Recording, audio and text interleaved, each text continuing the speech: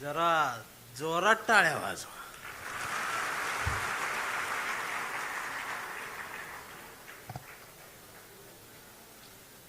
अंधार पडल्यावरच मला बोलवतात.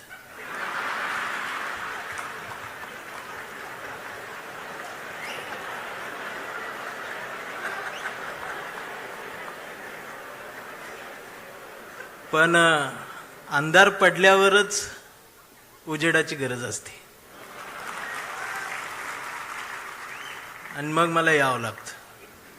मला मगाच कळलं तिकडं काळे कपडे घालून यायलाच परमिशन नाही.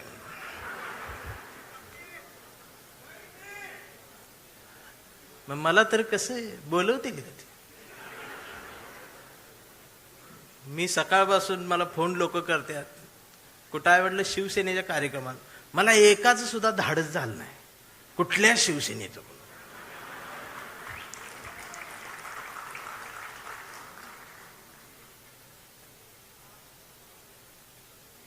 जमलेल्या माझ्या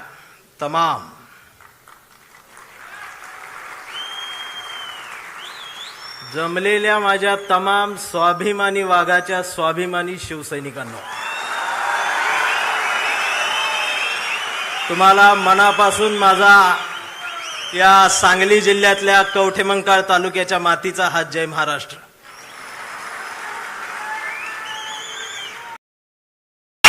तुम्हाला तालुक्याच्या मातीचा हात जय महाराष्ट्र.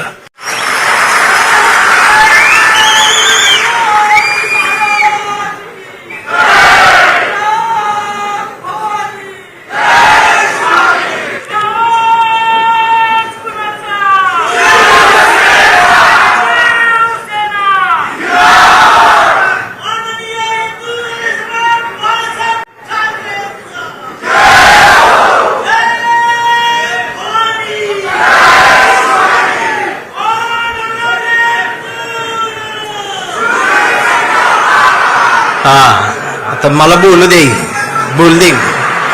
मला बोलू दे. मला टाइम दिलाय, त्यात तुम्हीच घेतल्यावर कसं आहे. याच्यामुळेच मी काळा पडले.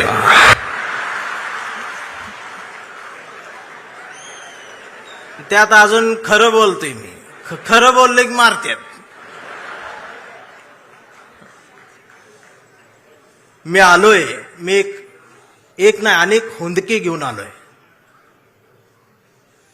मी आलोय महाराष्ट्रातल्या मराठी मातीचा हुंदका घेऊन. मी आलोय प्रत्येक मराठी मनाचा एक हुंदका घेऊन. मी धाराशिवच्या मातीचा हंबरडा घेऊन आलोय. आणि गावगाड्यावरती पारावरती बसणाऱ्या म्हाताऱ्यांपासून ते नुकत्याच जन्माला आलेल्या पोरांच्या छातीच्या आत असलेल्या हृदयातल्या ठोक्याचा हुंदका घेऊन आलोय.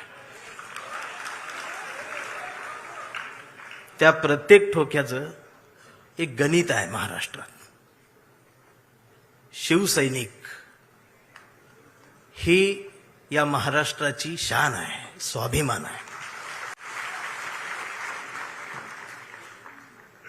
आणि मी तुम्हाला आधीच सांगतो, मी एक मराठी म्हणून सांगतो, तुम्हाला सगळ्यांना एक विसर पडलाय. शिवसेनेचा जन्म सत्तेसाठी कधीच झाला नव्हता. शिवसेनेचा जन्म इथल्या मराठी माणसाच्या अस्मितेसाठी झाला होता. त्यामुळं कोण गेलं कोण आलं यानं शिवसेना कधी संपली नाही आणि ती कधी संपणारही नाही.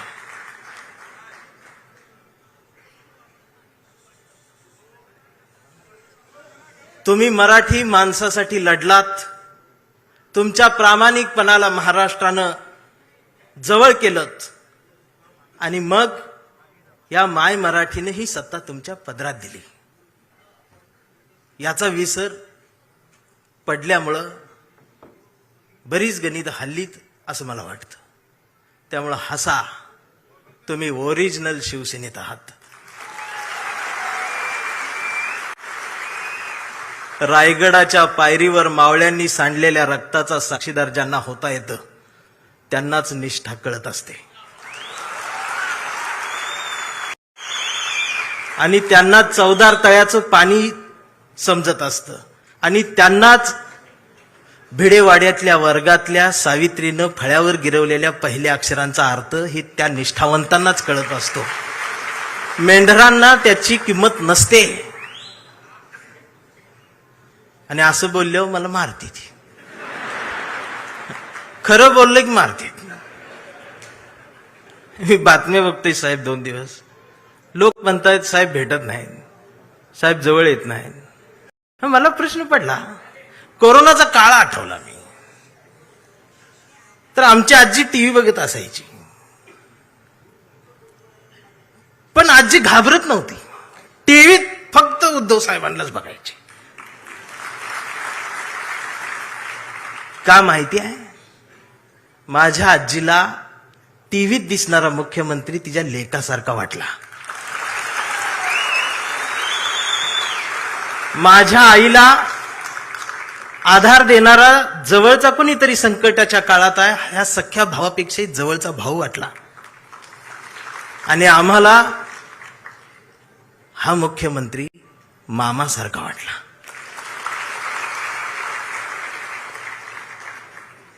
ही न भेटता सुद्धा नाती तयार झाली. आणि तुम्हाला देवेंद्रचं देवा भाऊ होण्यासाठी 1,500 वाटावे लागले.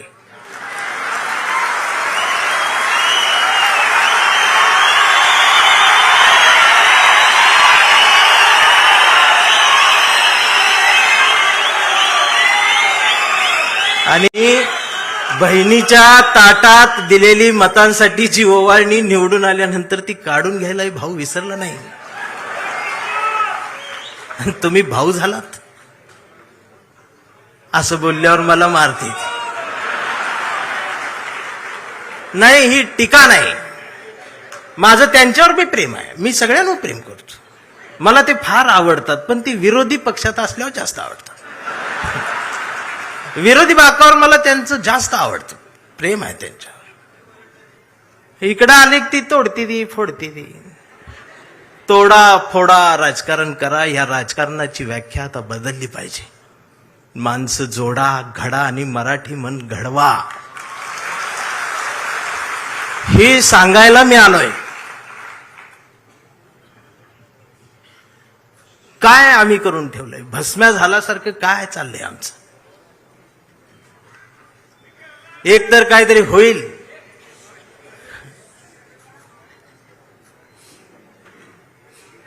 आम्ही 20 मार्काचं नागरिकशास्त्र शिकलेले आहोत. त्यामुळे आम्हाला समजत नाही आमच्यासोबत काय चाललंय. आधी गुवाहाटी, आता जयपूर.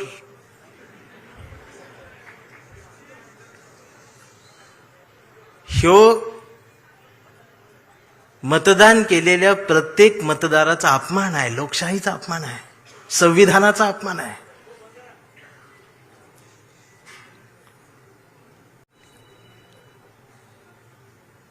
चौकात गेलो तर आज कोण म्हणतंय मी हिंदू, कोण म्हणतंय मी मुस्लिम. आधी 2च होते, बरं होतं. आता त्यात भर पडली, त्यात उपवर्गीकरण झालं. कोण म्हणते मी मराठा, मी चांभार, मी बौद्ध, मी माता, मी ह्या, मी त्या. मग मी मध्ये जाऊन म्हणतोय मी मराठी, मी भारतीय. मग मारत्यात. मग म्हणते हे नवीन काय आलं? मी म्हणतोय मी जुना आहे, कडूनो. आता हे कडू काही शिवी नाही.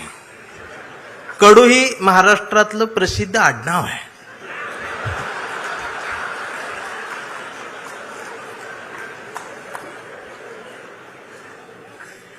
मी भारतीय म्हणल्यावर मारते. हे नवीन काय आलं? मी म्हणतोय मी जुना आहे, तुम्ही नवीन आहे.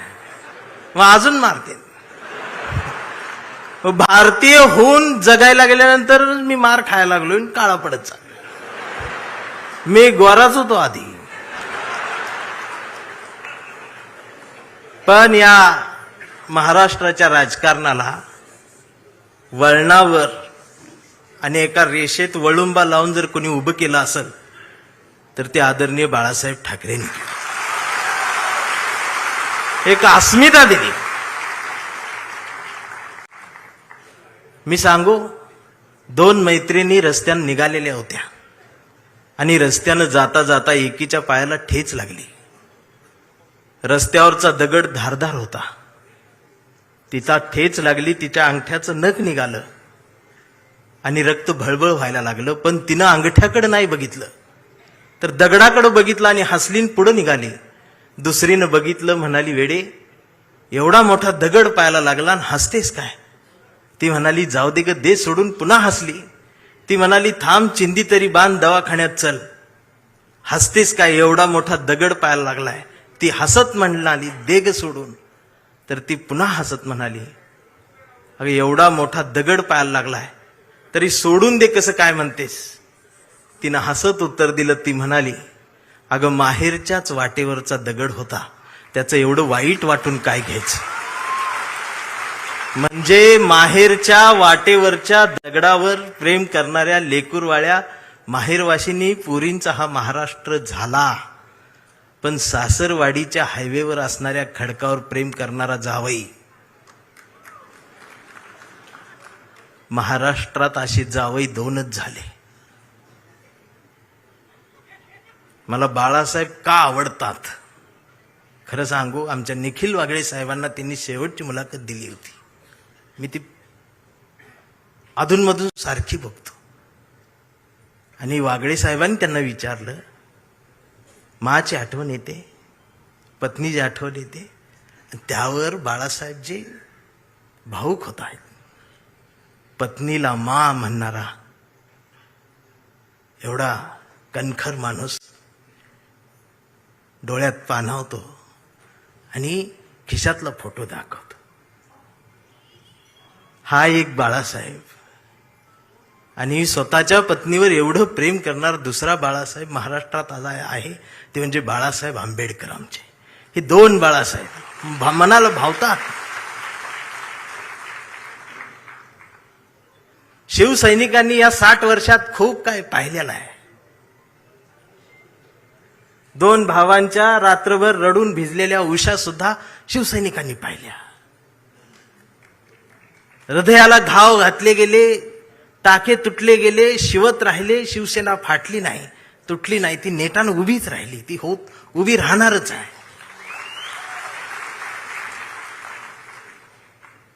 आणि मला माझ्याकडे आज बघितल्यानंतर बरेच मला म्हणतील की आज हा इकडं कसा, हा पुरोगामी चेहरा इकडं कसा? होय, मी आहे पुरोगामी, फुलेशाह आंबेडकरवादी, पण मी कट्टर नाही. माझं प्रतिगाम्यांवरती प्रेम आहे. माझं प्रत्येक माणसावर प्रेम आहे. माझं या देशावर प्रेम आहे, भारतावर प्रेम आहे, माय मराठी मातीवर प्रेम आहे. आणि मला फोन कोणाचा आलता माहित आहे? संजय राऊत साहेबांचा फोन आलता.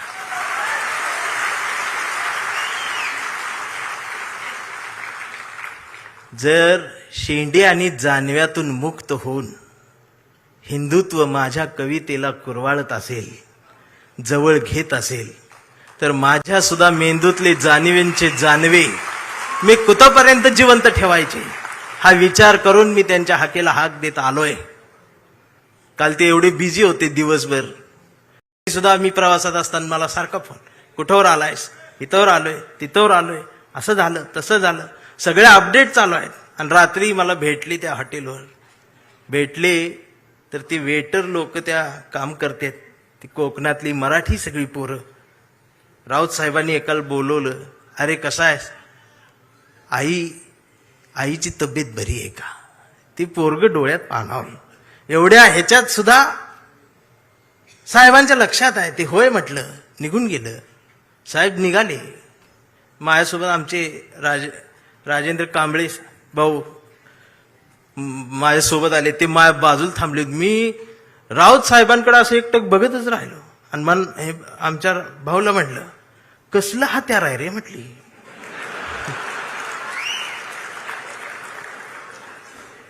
तर आमचं राजाभाऊ म्हटलं, धारदार आहे.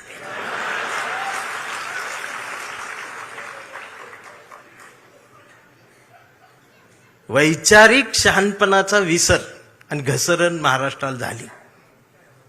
ती पुन्हा भरून काढली पाहिजे. प्रबोधनकार ठाकरेंचा वारसा असणारा हा महाराष्ट्र आहे. आदित्य दादा, माझी विनंती आहे, आता एक नव्या पिढीला घेऊन तुम्ही महाराष्ट्र सगळा पिंजून काढा.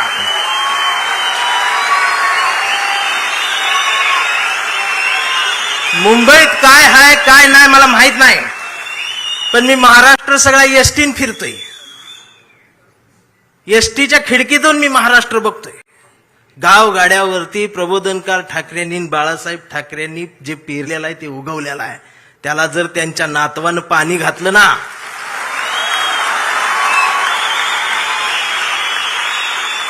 तर एक नवा महाराष्ट्र उभा राहील आणि कुणाच धाडस होणार नाही असं हलायचं. म्हणून आम्ही प्रेम करणारी माणसं आहोत. हा आवाज कायम असाच राहू द्या. महाराष्ट्राला याची गरज आहे.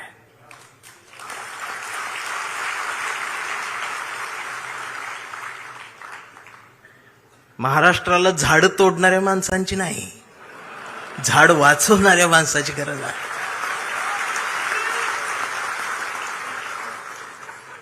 काय तोडलं पाहिजे? भविष्य दाखवण्यासाठी पुढे आलेला हात तोडला पाहिजे. भविष्य बघण्यासाठी उघडलेला डोळा फोडला पाहिजे. आम्ही गाडगे बाबांचा खराटा सोडला आणि बागेश्वर बाबाचं बॉट धरलं.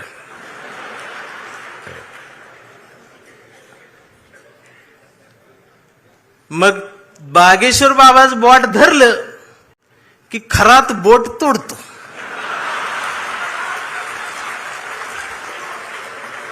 ही बोट तोडते ती. याला अनामिका म्हणतात हे मला तेव्हा कळलं. नाहीतर मी करंगळी जवळचं बोट एवढंच त्याला म्हणायचं. ही बोट तोडते ते.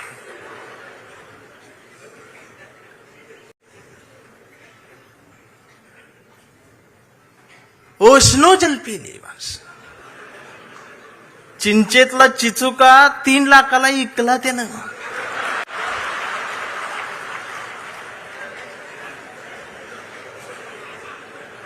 म्हणून म्हटलं लई चांगलं झालं, गेली ती लई बरं झालं, ही तर नाही ती. आणि प्रबोधनकार ठाकरेंच्या वारशाजवळ ही असली नकोच, ती लांब असल्यालाच बरं. मी काल लातूरवरनं यायला लागलोय. मी धाराशिवच्या मातीला स्पर्श करून आलोय. ओम दादा, मी त्यांच्या नावातलं जी राजे आहे ना ती काढून टाका तुम्ही. आता ते राजे निंबाळकरांच्या ओमच्या पुढं हा राजे शब्द शोभून दिसत नाही. हा राजेचा शब्द आमच्या वाजेंच्या राजाभाऊंला शोभून दिसत असतो. इतरांना त्याचा अंदाज येत नाही. राजाभाऊंच्या मला बोलू दे गिरा. नंतर अजून वाघाची डरकाळी बाकी आहे. राजाभाऊंच्या डोळ्यातल्या अश्रूंनी निष्ठावंतांच्या मनावर फुंकर घातली. साहेब,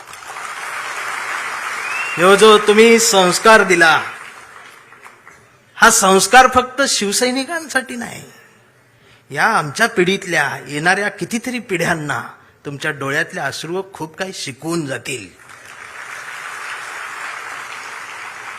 आम्हाला जोडायचं आहे, माणूस जोडायचा.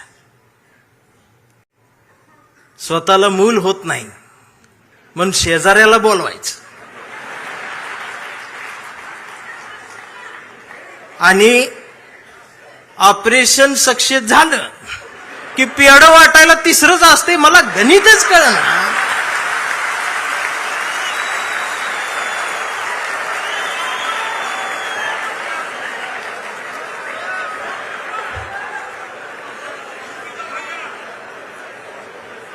आमच्या अंबादास दानवे साहेब आहेत. माणसं जोडा. शिवसैनिक, भीम सैनिक, मान सैनिक, मराठी सैनिक, हिंदी सैनिक, ही सगळी एकत्रित या मातीला गरज आहे स्वाभिमानाची. मी आता पण इथं मिळालो नसतो, मला तिकडं बोलवलं होतं इंग्लंडला. मी जाणार होतो रावसाहेब, पण ते आनंदात होतो. मला आणि बायकोला दोघांना बोलवलं होतं. लय आनंदात होतो. बायकोन 2 ड्रेस मला शिवलं होतं. आणि ती काय केम्ब्रिजला बोलवलं होतं. ती बायको आमची युट्यूबला रोज केम्ब्रिज टाकून बघायची. ती मला दाखवायची, इथं चहा घेऊ, इथं कॉफी. म्हटलं तू लिहून ठेव, गेल्यावर करू. मी इतका आनंदात होतो, त्या कडूनची भांडणं लागली. कुणाची? अमेरिका, इस्रायल आणि ती इराण. आणि माझा दौरा रद्द. इमानच उडत नाही. मी अजून काळा पडला. बर, भांडणं त्यांची आणि दंगा इथं. या सोशल मीडिया बघते, बघ आता अमेरिका असं करणार, इराण असं करणार, आता ट्रम्प काय गो बसते का, आमचं बी गेले, हे आले, ते आले. 15 दिवस यांनी दंगा केला. जेव्हा यांच्या घरातला गॅस संपला,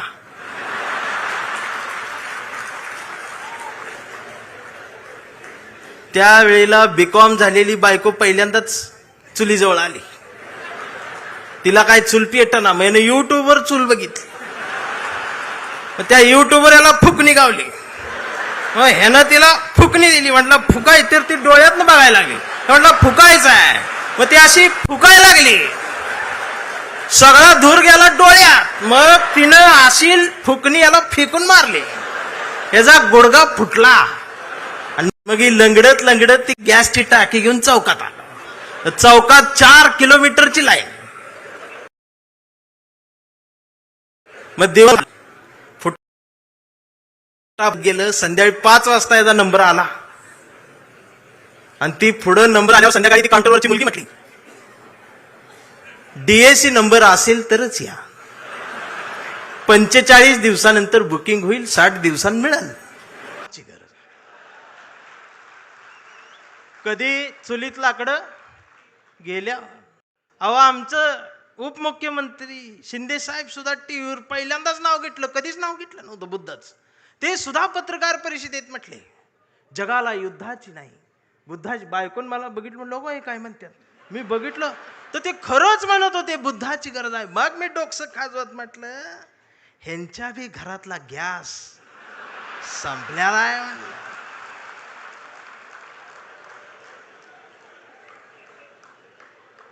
साधना आहे.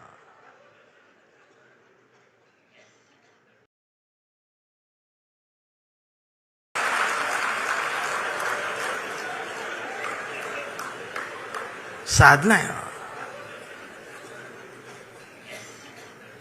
अहो, काय चाललंय काय आमचं, आम्ही काय घ्यायला पाहिजे. आम्हाला चांगल्याच्या मागे जाता येत नाही. राऊत साहेबांचं काल शब्द इकडे तिकडे झालं, लगेच अश्लील बोलले, हे म्हणले, ते हे फेक अकाउंट काढून ठेवलेत तुम्ही. ती अकाउंट देशपांडे नावानं आणि शिवाय आई बहिणीवर ना. हे देशपांड्यांचा अपमान नाही का महाराष्ट्रात? ही जी जमात वाढवून ठेवल्या ना तुम्ही सत्तेसाठी, ही एक दिवस तुमच्या घरातल्या आबरूला हात घालल ना, त्यावेळेला तुम्हाला आमच्या आठवणी येतील. खराचं प्रकरण ज्यावेळी टीव्हीवर आलं, महाराष्ट्र हादरला, त्यावेळेला महाराष्ट्राच्या मनात नाही तर अख्ख्या देशाच्या मनात एकच नाव आलं, डॉक्टर नरेंद्र दाभोळकर. खऱ्यापणाने लढणारी माणसं महाराष्ट्रात तेव्हाही होती, आजही आहेत, उद्याही असतील. आणि शिवसेना कायम खऱ्या माणसांसोबत मैदानात आहे, ती उद्याही राहणार आहे, ही संपणार नाही. फक्त माझी विनंती आहे, मला दिसते बरं का, मला काय भविष्य कळत नाही, पण मला दिसते लवकरच तुम्ही बी सत्तेत आहे. फक्त माझी विनंती साहेब एवढीच आहे, जेवढी गेले ती त्यातलं परत यायला बघत्याल. अजिबात नाही घ्यायची.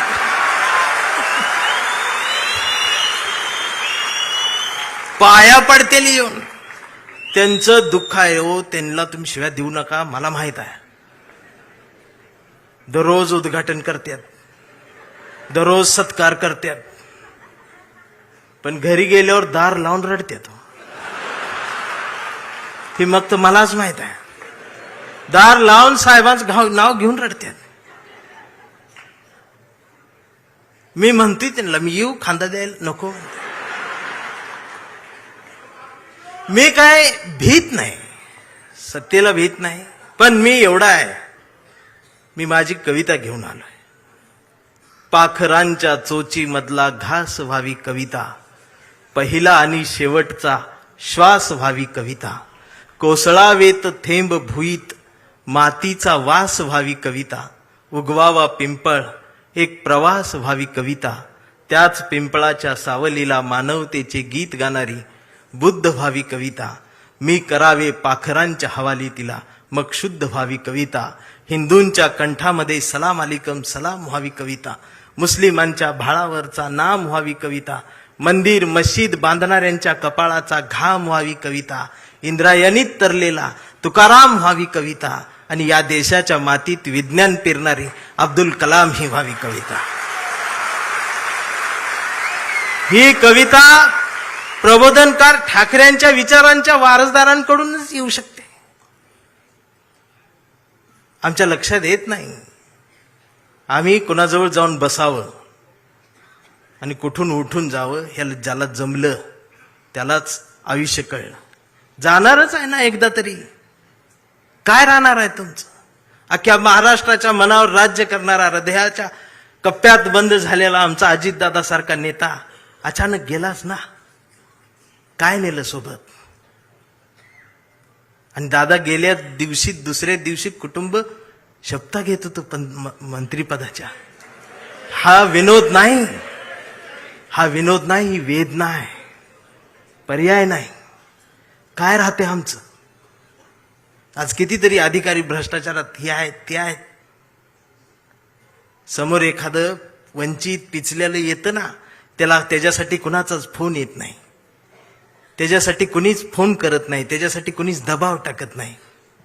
जर अधिकाऱ्यांनो तुम्ही फक्त त्याला बसवून पाणी प्यायला दिलं आणि कुणाचाच फोन न येतात जर त्याचं काम केलं ना, तर संध्याकाळी स्वाभिमानाची झोप लागते. याचा विसर पडला म्हणून बाळासाहेब ठाकरे यांना कुंचला सोडून हे बोट उचलावं लागलं. प्रत्येक काळात बाळासाहेब कुठे येणार आहेत? त्यांचे विचार आहेत, आम्हाला ते घ्यायचं आहे. 40-50 वर्षापूर्वीचा जो शिवसैनिकाचा दरारा होता ना, तो दरारा पाहिजे मला परत मुंबईत आल्यावर. आवाज पाहिजे, त्याची नजर पाहिजे. छत्रपती शिवाजी महाराज, त्यांचं नाव घेऊन राजकारण, किती उंचीचा पुतळा, यावर तुमचं प्रेम, ती बी वाऱ्यान पडते आणि मग ते तुकडे होऊन पडतात आणि मग ही आमची लगेच रडतात. महाराज पुतळ्यात महाराजांना बघायची सवय लागली. हेच झालं ना आमच्या महापुरुषांच्या बाबतीत. अगदी 4-5 वर्षाસુધી महाराष्ट्रात सकाळ आली, शुभ शिव सकाळ, भगवा झेंडा आला असा. मी डोकसं खाजवत म्हटले, ही सकाळ कुठून आली? म्हणजे आता महाराज येणार, उठा, आपली सकाळ झाली. मी कुणाला तरी चिडवण्यासाठी होती. मग दुसऱ्यानं बघितलं, ते म्हटलं त्यांची झाली, आपली कधी? हे म्हटलं कर आपली. मग निळा झेंडा, शुभ भीम सकाळ, 11 वाजता. शिव सकाळ, भीम सकाळ, शिव सकाळ, भीम सकाळ. मग तिसरा एक जागा झाला, म्हटलं आमची घ्या, पिवळा झेंडा, शुभ लहू सकाळ. या सकाळ आल्या कारण महापुरुषांच्या पुतळ्याजवळ मेंढरांची गर्दी वाढली. ही पुतळ्याजवळ वाढलेली मेंढरांची गर्दी जोपर्यंत पुस्तकांजवळ विचारांजवळ येणार नाही तोपर्यंत यांना काय कळणार आहे. रात्रीचे 1:30 वाजता आमदार शिव्या देते फोन करून त्या प्रकाशकाला. मी ऐकली त्या ऐकली. 8 मिनिटात 36 शिव्या आहेत. स्ट्राईक रेट काढला तर 400चा आहे ते.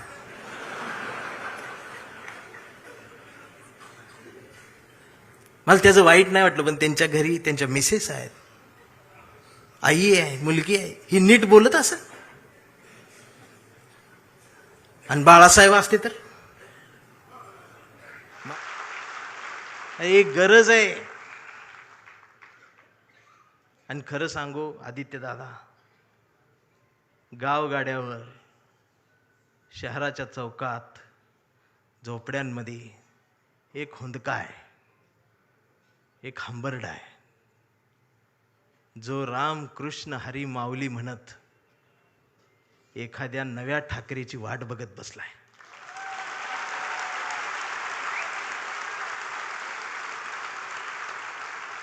आणि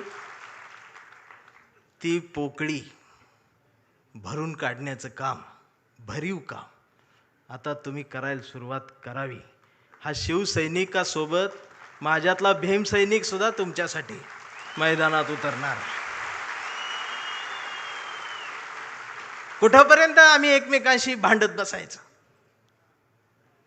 जर शिवाजीनगरमधून समतेचा आणि मैत्रीचा हात, जर माझ्यासाठी दोस्तीचा हात येत असेल, तर आंबेडकर नगरमधून माझा सुद्धा हात मैत्रीचा तुमच्यासाठी पुढे येला पाहिजे.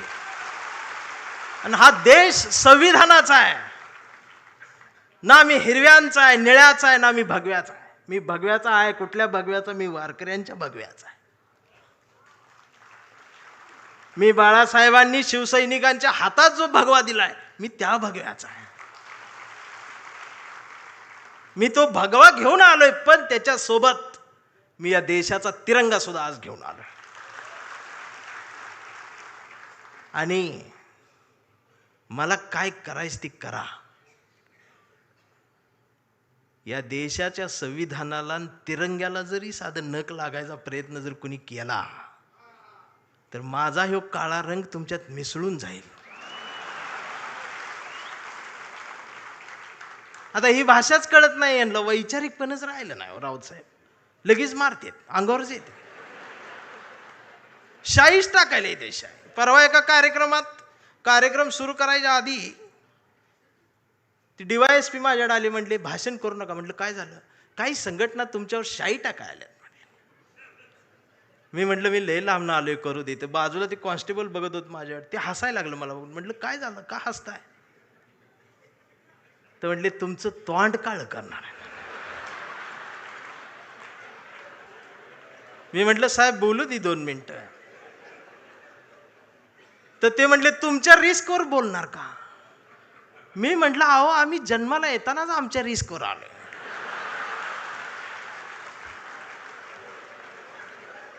मी भाषणाची सुरुवात केली, म्हटलं जे कोणी शाई टाका आलेत त्यांना विनंती एवढी आहे, म्हटलं तुम्ही चुना आणा, अजून काय काळ करणार. हे जी घसरण झाली आमच्या शहाणपणाची, मी या मराठी मातीचा सांगावा घेऊन आलोय तुमच्यासाठी की तुमची गरज महाराष्ट्राला आहे. आणि महाराष्ट्र फक्त तुमचा आहे. मी आता जास्त वेळ घेणार नाही, कारण आता डरकाळ्या ऐकायच्या आहेत. मी कविता घेऊन थांबणार आहे, ज्या कवितेसाठी मला साहेबांनी बोलवले. त्या कवितेत तुडवा ऑपरेशन आहे. कविता आहे कांबळे. आता हा कांबळे कुठल्या एका जातीचा नाही, हा कांबळे भारतीय आहे, हा कांबळे मराठी आहे, हा कांबळे अस्मिता आहे, हा कांबळे स्वाभिमान आहे, हा कांबळे काय काय त्रास होत जातो त्याची कविता आहे. हा कांबळे शेंडीतून जानव्यातून मुक्त येऊन प्रबोधनकारांच्या जवळ आलेला आहे, फुलेशाह आंबेडकरांच्या जवळ आला, असा हा स्वाभिमानी आहे की आमचा कांबळे लय हुशार, हे कधीच नाही रडला, नुसताच कांडला करून. कांबळे शाळेत गेला, मास्तरनं फळ्यावर सरस्वती काढली. कांबळे शाळेत गेला, मास्तरनं फळ्यावर सरस्वती काढली, पण कांबळेनं पाटीवर सावित्री काढली. मग मास्तरनं चिडून कांबळेला असा तुडवला, असा तुडवला, असा तुडवला, पण कांबळे नाही रडला, नुसताच कांडला करून. कांबळे वयात आला, विशीत आला, मिशीत आला. कांबळे गुलाबी झाला आणि तिच्या प्रेमात पडला. मग तिनं विचारली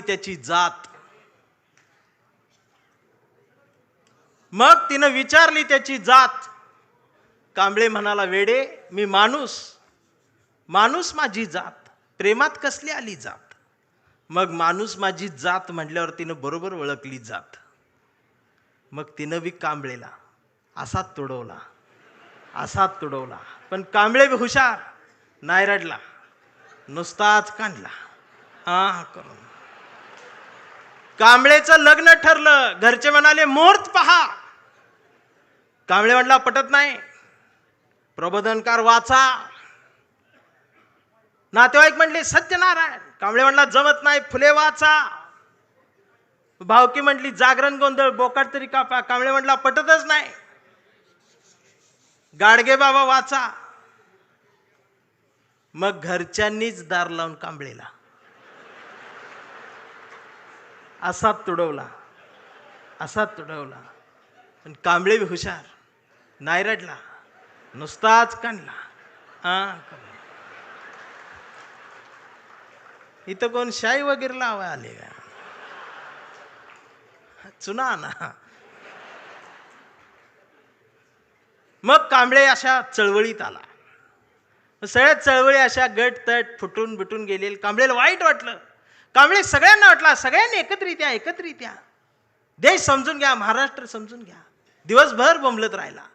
मग संध्याकाळी सगळे एकत्रित आले आणि एकत्रित येऊन आपल्याच कांबळेला, आपल्याच लोकांनी असा तुडवला, असा तुडवला, पण कांबळे बी हुशार, नाही रडला, नुसताच कांडला. आणि आता कांबळे शिवसैनिक झाला.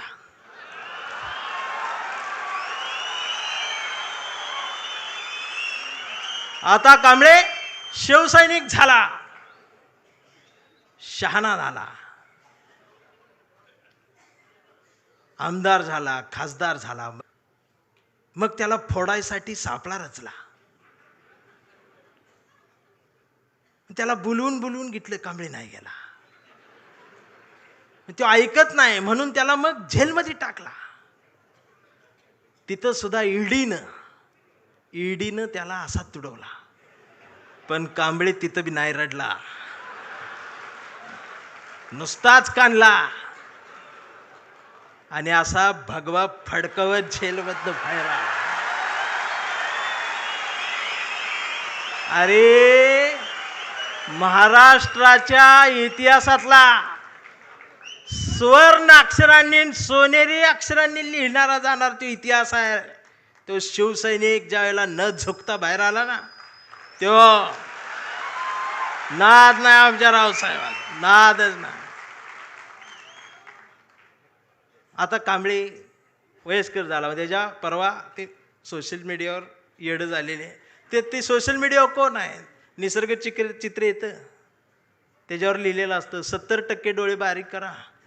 हे बारीक करतात आणि त्याच्यात येतं स्वामी दिसले, पाया पडते तो. 70% डोळे बारीक करून स्वामी बघणाऱ्यांची जमात वाढली साहेब.